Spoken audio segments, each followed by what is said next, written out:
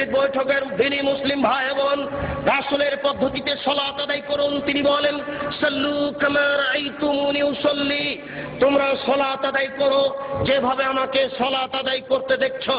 আল্লাহু আকবার বলে সালাত শুরু করবেন। সালাত শুরু করার সময়তে দুই পায়ের মাঝে অর্ধ হাত এক বিঘত মতো ফাঁক থাকবে। স্পষ্ট হাদিস দ্বারা প্রমাণিত নয়। পাশে আর একজন দাঁড়ালে পায়ে পা মিলিয়ে দাঁড়াতে, ভারসাম্য বজায় রাখতে যতটুকু দুই পায়ের মাঝে ফাঁকা রাখতে হয় ততটুকু রাখতে হবে। কিন্তু ওরা বলেছে, ওই যে যারা বলেছে ভোট দাও বুবু জান্নাত পাবা বুবু, ওরা যে বলেছে বুবু ভোট দাও, ওরা কিন্তু বলেছে যে দেখো দুই পায়ের গোড়ালি এভাবে লাগিয়ে রাখিও। কেন লাগিয়ে না রাখলে লজ্জা স্থানের যোগাযোগ মাটির সাথে থাকবে। নাউজুবিল্লাহ, বড় নোংরা কথা বলেছে। সাবধান, মহিলা পুরুষ একই ব্যাপার। ভারসাম্য বজায় রাখার জন্য দুই পায়ের মাঝে যতটুকু ফাঁকা রাখা প্রয়োজন ততটুকু ফাঁকা রাখবেন। আল্লাহু আকবার বলে হাতের আঙ্গুলি জমা জমা করে কাঁধ সামনাসামনি, কাঁধের লতি সামনাসামনি হাত উঠাবেন। এইভাবে থুতনির নিচে নিয়ে আসবেন না, কান ধরবেন না। একাধিক সহিহ হাদিস, কাঁধ সামনাসামনি। এই আল্লাহু আকবার বলে ডান হাতের কবজি বাম হাতের কবজির উপরে রাখবেন। আল্লাহু আকবার বলার পূর্বে কোনো শব্দ চলবে না। সশব্দে নিয়ত করলে আল্লাহ রাসূলকে অপমান করা হবে। সশব্দে নিয়ত করলে আল্লাহ রাসূলকে উপেক্ষা করা হবে। আল্লাহ রাসূলকে উপেক্ষা করে কেউ আল্লাহকে সন্তুষ্ট করতে পারবে না, এটা ভুল পদ্ধতি। অতএব আল্লাহু আকবার বলার পূর্বে কোনো শব্দ মুখ দিয়ে উচ্চারণ হবে না। জায়নামাজে দাঁড়িয়ে আল্লাহু আকবার বলার পূর্বে কোনো শব্দ মুখ দিয়ে উচ্চারণ হবে না। ডান হাতের কবজি বাম হাতের কবজির উপরে দিতে পারেন, সহিহ হাদিস। আর একটু আগে বাড়িয়ে বাহুর উপরে বাহু দিতে পারেন, সহিহ হাদিস। বুকের উপরে রাখবেন, নাভির নিচে রাখার 3টি হাদিস আছে যা গ্রহণীয় নয়। অতএব বুকের উপরে রাখুন। আপনি বলুন, আল্লাহুম্মা বা'id বাইনি ওয়া বাইনা খাতায়ায়া কামা বা'আতা বাইনাল মাশরিক ওয়াল মাগরিব। হে আল্লাহ, তুমি আমাকে আর আমার পাপকে কত দূরত্বে রাখো, পূর্ব এবং পশ্চিমকে তুমি যত দূরত্বে রেখেছো, পূর্ব এবং পশ্চিম যেমন লক্ষ লক্ষ মাইল দূরত্বে রয়েছে, তুমি আমাকে আর আমার পাপকে কত দূরত্বে রাখো। আল্লাহুম্মা নাক্কিনি মিনাল খাতায়া কামা ইউনাক্কা সাওবুল আবিদ মিনাদ দানাস। হে আল্লাহ, তুমি আমার পাপকে ধুয়ে পরিষ্কার করে দাও যেমন ভাবে সাদা কাপড়কে ময়লা থেকে ধুয়ে পরিষ্কার করা হয়। আল্লাহুম্মা গসিল খাতায়া বিল মাই ওয়াস সালজি ওয়াল বারাদ। হে আল্লাহ, তুমি আমার পাপকে ঠান্ডা স্বচ্ছ পরিষ্কার পানি দিয়ে ধুয়ে পরিষ্কার করে দাও। আউযু বিল্লাহি মিনাশ শাইতানির রাজিম। মারদুদ বিতাড়িত শয়তান থেকে পরিত্রাণ চাচ্ছি। বিসমিল্লাহির রহমানির রহিম। পরম দাতা দয়ালুর নামে আরম্ভ করছি। আলহামদুলিল্লাহি রাব্বিল আলামিন। বিশ্বজগতের প্রতিপালকের প্রশংসা। আর রহমানির রহিম, তিনি হচ্ছেন পরম দাতা দয়ালু। মালিক ইয়াউমিদ্দিন, তিনি হচ্ছেন বিচার দিনের মালিক। ইয়াকা না'বুদু, একমাত্র তোমার ইবাদত করছি। ওয়া ইয়াকা নাস্তাইন, একমাত্র তোমার নিকটে সাহায্য চাই। ইহদিনাস সিরাতাল মুস্তাকিম, তুমি আমাকে সোজা সঠিক পথ দেখাও। সিরাতাল্লাযিনা আন'আমতা আলাইহিম, ওই পথ তুমি দেখাও যে পথ সহজ সরল সঠিক। যাদের প্রতি তুমি দয়া করেছো, অনুগ্রহ করেছো, তাদের পথ তুমি দেখাও। গায়রিল মাগযুবি আলাইহিম ওয়ালাজ যালিন, যারা ভ্রান্ত, যাদের উপরে তুমি অসন্তুষ্ট হয়েছো, তাদের পথ তুমি দেখাও না। এরপরে বিসমিল্লাহির রহমানির রহিম, পরম দাতা দয়ালুর নামে আরম্ভ করছি। যে কোনো একটি সূরা। আল কারিয়া, মহা দুর্ঘটনা। মাল কারিয়া, মহা দুর্ঘটনা কি? ওমা আদরাকা মাল কারিয়া। হে নবী, আপনি কি বলতে পারেন মহা দুর্ঘটনা কি? ইয়াউমা ইয়াকুনুন নাসু কাল ফারাশিল মাবসুস, যেদিন মানুষেরা কীট পতঙ্গের নয় বিক্ষিপ্ত হয়ে পড়বে। ততক্ষণই জীবালো কালাইনিল মামফুস, যেদিন পাহাড়গুলি ধুলিত তুলার নেই একবারে বিক্ষিপ্ত হয়ে আকাশে উড়ে যাবে। ফাম্মা মান সাকলাত মাওয়াজিনুহু ফাহুয়া ফি শাদির রাজিয়া, যার নেকির পাল্লা ভারী হবে তার জীবিকা নির্বাহ অতীব সুখ স্বাচ্ছন্দ্যময় হবে। ওয়াম্মা মান খাফফাত মাওয়াজিনুহু ফাউম্মুহু হাবিয়া, যার নেকির পাল্লা হালকা হয়ে যাবে তার থাকার জায়গা হবে অতীব গভীর গহ্বর জাহান্নাম। ওমা আদরাকা মা হিয়া, হে নবী, আপনি কি বলতে পারেন গভীর গহ্বর সেই জায়গাটি কি? নারুন হামিয়া, তা হচ্ছে জ্বলন্ত উত্তপ্ত আগুন। এই বলে আল্লাহু আকবার আকবার বলে হাত খুলে দিয়ে ওই পর্যন্ত উঠাবেন, হাতের আঙ্গুল জমা জমা থাকবে, আঙ্গুলের মাথা আকাশমুখী থাকবে, আঙ্গুলের তালু পশ্চিমমুখী থাকবে।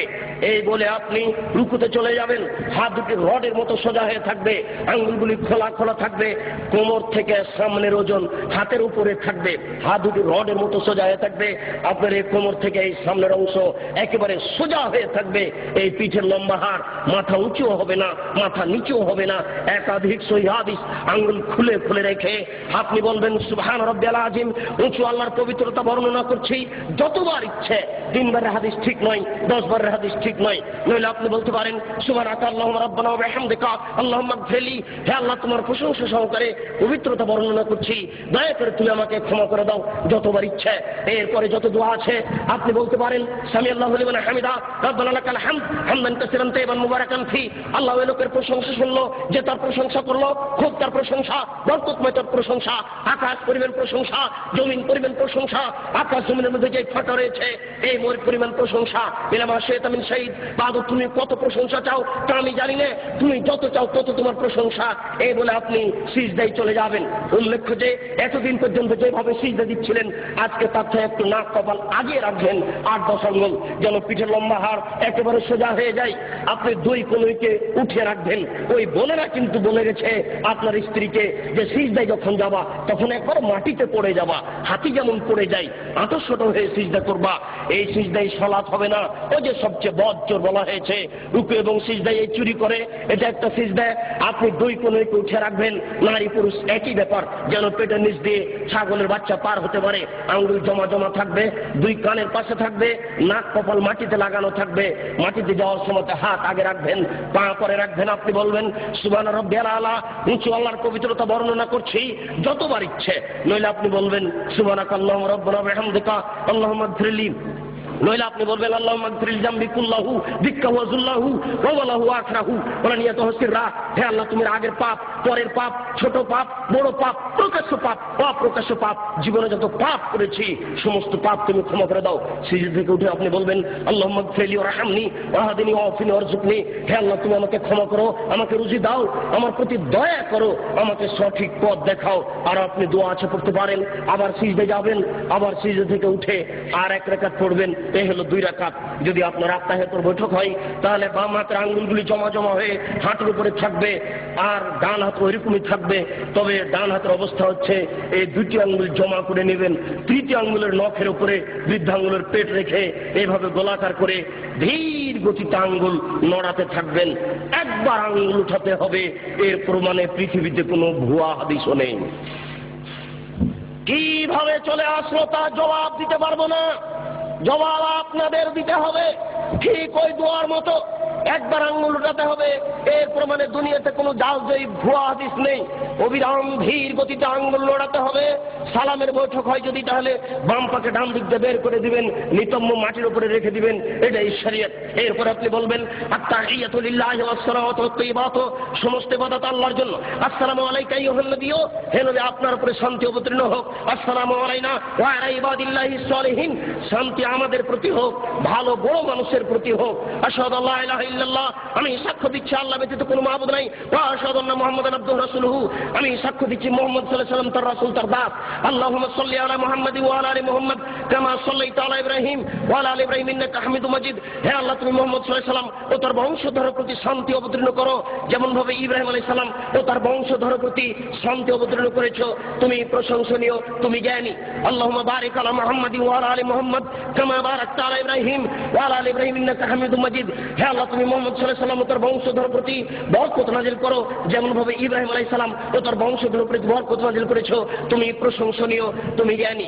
আল্লাহুম্মা ইন্নী যালামতু নাফসি যুলমান কাসীরা, হে আল্লাহ জীবনে খুব পাপ করেছি, ফাগফিরলি, দয়া করে আমাকে ক্ষমা করে দাও। মাগফিরাতাম মিন ইনদিক, ক্ষমা একমাত্র তোমার পক্ষ থেকে হয়ে থাকে। ওয়ারহামনি ইন্নাকা আনতাল গাফুর রহিম, তুমি যে দয়াশীল, তুমি যে ক্ষমাশীল, তুমি দয়া না করলে, তুমি ক্ষমা না করলে আমাকে কে ক্ষমা করবে?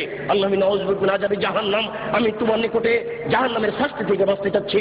ওয়া নাউযু বিকা মিন আযাবিল কবর, তোমার নিকটে কবরের শাস্তি থেকে থেকে বাঁচতে চাচ্ছি, ওয়ানাউযু বিকা মিন ফিতনাতিল মাসিহিদ দাজ্জাল, আমি দাজ্জালের ফিতনা থেকে তোমার নিকটে বাঁচতে চাচ্ছি।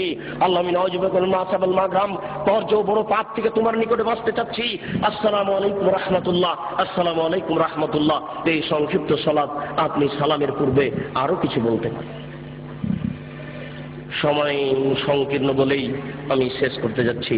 শেষে একটু লাস্টটা রেখেছেন, অনেক দোয়া আগে হয়েছে, এরপর আপনি বলছেন আল্লাহুম্মা গফির লাহু, আল্লাহ তুমি দয়া করে একে ক্ষমা করে দাও, আরহামহু তুমি এর প্রতি রহমত নাযিল করো, ওয়াফিহি তুমি একে maaf করো, ওয়াফি আনহু তুমি এর প্রতি নিরাপত্তা অবতীর্ণ করো, ওয়াকরিম নুজুলাহু তুমি একে দামি সম্মানী খাদ্য খেতে দাও, ওয়াসসামাদ খালাহু তুমি এর থাকার জায়গা প্রশস্ত করে দাও, ওয়াগসিলহু বিল মাই ওয়াস সালজি ওয়াল বারাদ তুমি একে ঠান্ডা স্বচ্ছ পানি দিয়ে ধুয়ে পরিষ্কার করে দাও, যেমন ভাবে সাদা কাপড়কে ময়লা থেকে ধুয়ে পরিষ্কার করা হয়। আবদালহু দারান খায়রান মিন দারিহি, দুনিয়াতে যে বাড়ি ছিল তার চেয়ে সুন্দর বাড়ি দাও। আহলান খায়রান মিন আহলিহি, দুনিয়াতে যে পরিবার ছিল তার চেয়ে সুন্দর পরিবার দাও। ওয়া জাওজান খায়রান মিন জাওজিহি, দুনিয়াতে যে স্ত্রী ছিল তার চেয়ে সুন্দর স্ত্রী দাও।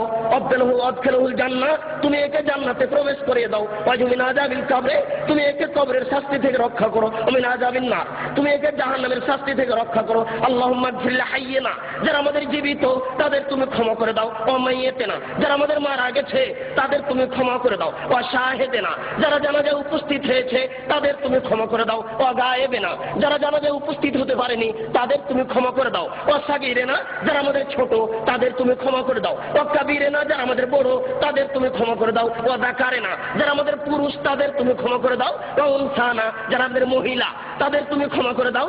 আল্লাহুম্মা মান আহয়াতাহু মিন্না ফাইরিল ইসলাম, হে আল্লাহ তুমি যদি আমাদের কাউকে জীবিত রাখো তাহলে মুসলমান করে জীবিত রাখো। ওমান তাওফাইতাহু মিন্না ফাতাওফাহু লিল ঈমান, আল্লাহ তুমি যদি আমাদের কাউকে মারতে চাও তাহলে ঈমানদার করে মারো। আল্লাহুম্মা লা তাহমিল রাজরাহু ওয়া তাফতিননা বাদা, আল্লাহ এই লোকটা মরে যাওয়ার কারণে আমরা দুঃখিত হয়েছি, এই কারণে তুমি আমাদের নেকি দান করো, তুমি আমাদের বিপদগামী করো না। আসসালামু আলাইকুম রাহমাতুল্লাহ, আসসালামু আলাইকুম রাহমাতুল্লাহ। আলোচনার প্রবৃত্তি। হে উপস্থিত বৈঠকের দিনী ভাই, আপনার যদি সোচ্চার না হন তাহলে দেশের মিথ্যা বক্তব্য, মিথ্যা তাফসির, মিথ্যা হাদিস ঠেকানো যাবে না। এই দেশের মাটিতে প্রায় 3 লক্ষ জালজয়ী হাদিস আছে, লক্ষ লক্ষ মিথ্যা তাফসির আছে। এই দেশের মাটিতে আমার বুঝ অনুপাতে 95% জন বক্তা মিথ্যুক আর 98 জন মুফাসসির মিথ্যুক। আপনারা সোচ্চার হন, আমাদের পরামর্শ দেন, আমরা আপনাদের কাছে সঠিক কথা পেশ করার চেষ্টা করি। 12 মাস দিন প্রচার করার চেষ্টা করি, সিজনাল প্রচার ছেড়ে দিয়ে, নইলে আমাদেরও পরকাল হারাবে, আপনাদের হারাবে। সাথে সাথে যেভাবে সালাতের কথা বললাম সেভাবে আপনারা আদায় করার চেষ্টা করুন। প্রতিপালক তুমি বড় দয়াশীল, তুমি বড় ক্ষমাশীল, তুমি বড় রহমতশীল, তোমার বড় রহমতের আশা দাঁড়িয়ে বলছি, তারা যা আমাদের মারা গেছে তাদের তুমি ক্ষমা করে দাও, যারা আমরা অসুস্থ তাদের তুমি আরোগ্য দাও, যারা আমরা বেঁচে আছি নারী পুরুষ তাদেরকে তোমার রাসূলের পদ্ধতি অনুপাতে চলার তৌফিক দান করো। এ দাবি, এ দাওয়া, এই দোয়া তোমার দরবারে রেখে আজকের সংক্ষিপ্ত আলোচনা এখানে শেষ করলাম। সুবহানাকা আল্লাহুম্মা ওয়া বিহামদিকা আশহাদু আল্লা ইলাহা ইল্লা আনতা আস্তাগফিরুকা ওয়া আতুবু ইলাইক। আসসালামু আলাইকুম ওয়া রাহমাতুল্লাহ।